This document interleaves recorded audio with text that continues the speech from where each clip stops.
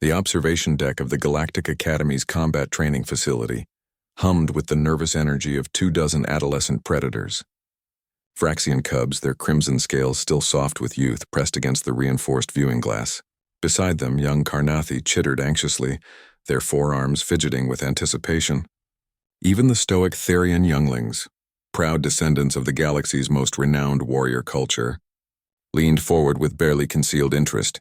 Below, in the pristine white combat arena, stood their new instructor. She was human, unremarkably so. Standing barely 1.7 meters tall, her frame appeared almost fragile compared to the muscled bulk of Therian warriors or the armored mass of Vraxian adults. Her skin was the pale brown of someone who spent too much time under artificial lights, and her dark hair was pulled back in a simple tail. Nothing about her suggested danger. Nothing about her screamed predator. The arena's AI announced the beginning of the demonstration with a sterile electronic tone. Combat scenario, survival. Difficulty, lethal. The walls shimmered, and suddenly the instructor wasn't alone. 3 Mark 7 combat drones materialized, their sleek bodies bristling with non-lethal weaponry that would still hurt like hell. The Academy used them to test senior students, experienced soldiers from a dozen worlds. Never had the Cubs seen them deployed against a single instructor in an introductory demonstration. "This is a mistake," growled Keth, a young Therian whose silver mane had only just begun to grow. "She'll be overwhelmed in seconds." The human didn't move. She stood perfectly still, watching the drones spread out in a practiced tactical formation. Her hands hung loose at her sides. She wasn't even in a fighting stance. The first drone struck with mechanical precision, a blur of metal and malicious intent. The human moved. It wasn't the explosive power of a Therian charge or the serpentine grace of a Vraxian strike. It was something else entirely. Economical, efficient, terrifyingly deliberate. She slipped inside the drone's attack radius, her hand snapping out to grip its weapon arm. The motion seemed almost casual, but the result was anything but. With a sharp twist and a pivot of her hips, she used the drone's own momentum against it, sending the machine crashing into its companion with a sound like thunder. The third drone opened fire, rubber projectiles that could crack ribs and shatter bones. The human was already moving, reading the machine's targeting patterns like a book written in a language only she understood. She didn't dodge and panic. She flowed, each movement taking her exactly where the bullets weren't, wasting not a single centimeter of motion. The Cubs watched in absolute silence. She closed the distance to the third drone in 3 strides.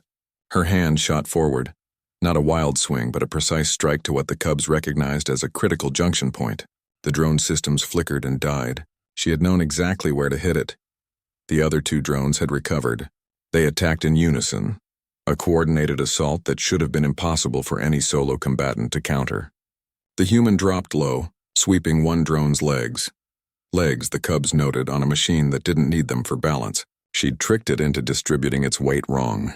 As it fell, she was already rising, using its descending body as a springboard to launch herself at the final drone. What followed was brutality dressed in calculated precision.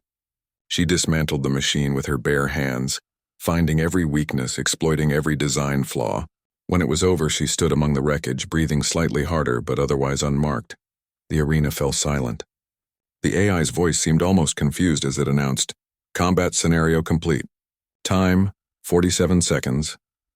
Young Sira, a Vraxian cub with scales the color of sunset, broke the silence with a whisper that carried through the observation deck. Why is she Apex wearing human skin? The question hung in the air like smoke. It was Instructor Talvin, their Carnathi Academy supervisor, who finally answered. His voice carried the weight of experience and something that might have been respect or fear. Because humans are Apex, little ones. Just not in the way you understand. He gestured toward the human below, who was now calmly collecting her water bottle. Every species here evolved as predators. You Vraxians ambush prey with overwhelming force. You Therians run your targets to exhaustion across vast plains. You Carnathi hunt in perfect coordinated swarms. He paused, ensuring he had their complete attention. Humans evolved as persistence predators on a death world where almost everything was stronger, faster, and more deadly than they were. They learned to read body language across species barriers. They learned to predict movement patterns. They learned to turn any tool, any terrain, any opponent's strength into a weapon against them. They learned patience. They learned to think 3 moves ahead while moving on instinct. Talvin's four eyes reflected the observation glass as he continued. That human down there? She knew those drones' programming better than the machines knew themselves. She didn't fight harder or faster, she fought smarter. She turned mechanical precision into a weakness, and she made it look easy because to her it was. Below, the human instructor looked up at the observation deck. Even from this distance, the cubs could see her slight smile. Not cruel, not mocking, just knowing. Humans spent millions of years as the universe's underdogs, Talvin said softly. They carried that chip on their shoulder all the way to the stars.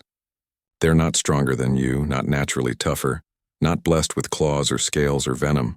What they have is worse. What? Breathed Keith. His earlier confidence completely evaporated. They have the absolute unshakable certainty that they don't need those things to win. And the truly terrifying part? Talvin's mandibles clicked in what might have been a smile. They're usually right. The cubs looked at their new instructor with fresh eyes. She waved up at them, a simple, almost friendly gesture. They did not wave back. They were too busy wondering what kind of monster wore such a harmless face, and what other horrors their ancestors had somehow convinced to become allies instead of enemies. Human skin, Sira thought again. Apex wearing human skin. No, just Apex being human, and that was so much worse.